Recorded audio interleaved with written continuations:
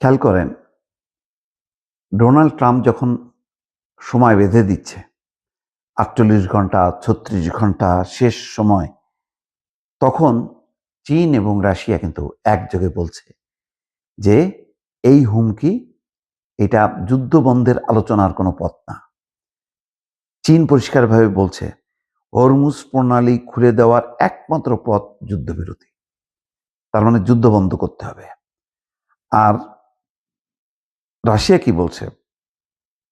যুক্তরাষ্ট্রকে আলটিমেটামের ভাষা পরিহার করতে হবে।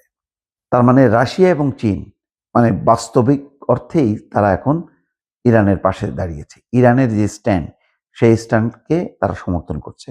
কোনোভাবেই তারা ট্রাম্পের এই যে একরোখা নীতি বা ধ্বংসাত্মক নীতি, এই নীতিকে তারা সমর্থন করছে না।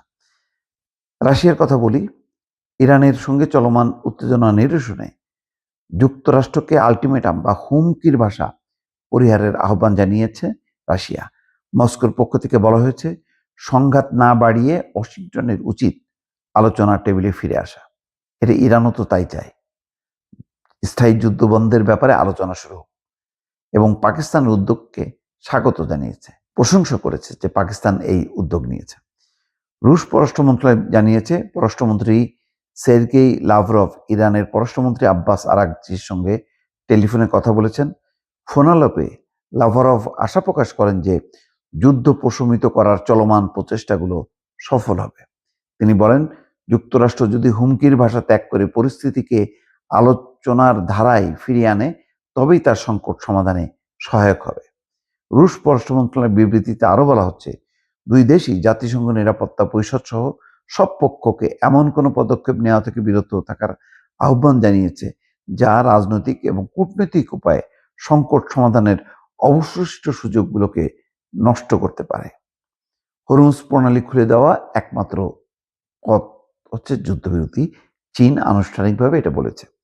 চীনের পররাষ্ট্রমন্ত্রী ইয়াং ই বলেছেন, পারস্য উপসাগরের কৌশলগতভাবে গুরুত্বপূর্ণ হরমুজ প্রণালীতে জাহাজ চলাচলের সমস্যা সমাধানের একমাত্র এবং প্রধান উপায় হল একটি যুদ্ধবিরতিতে পৌঁছানো।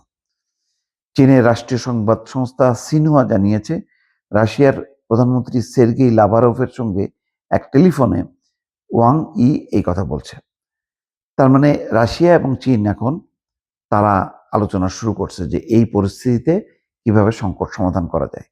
চীনের পররাষ্ট্রমন্ত্রী জোর দিয়ে বলেন, ওই অঞ্চলে জাহাজ চলাচল চালু করতে গেলে সংঘাত বন্ধ করা এবং একটি কার্যকর যুদ্ধবিরতি বাস্তবায়ন অত্যন্ত জরুরি।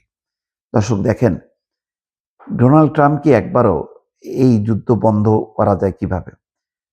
শক্তিধর দুটি দেশ চীন এবং রাশিয়ার সাথে আলোচনা করেনি। তার আলোচনা হলো সব মিলে ইসরায়েলের সাথে।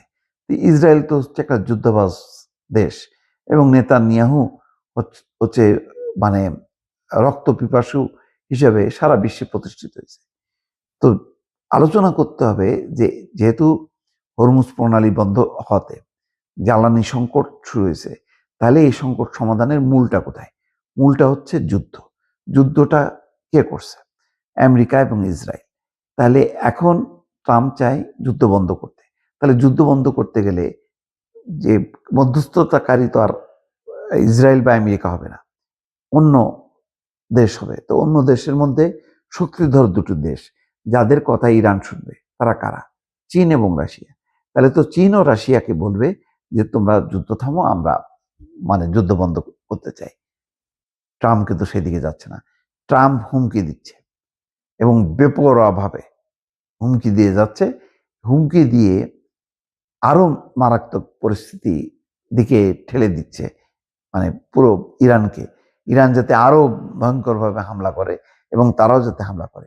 তো এগুলি তো কোনো যুদ্ধ বন্ধ না, আলোচনা বন্ধ না, এবং হরমুজ প্রণালী যে উন্মুক্ত হবে, জাহাজ চলাচল করবে, তার কোনো পরিবেশ কিন্তু তৈরি হচ্ছে না দর্শক।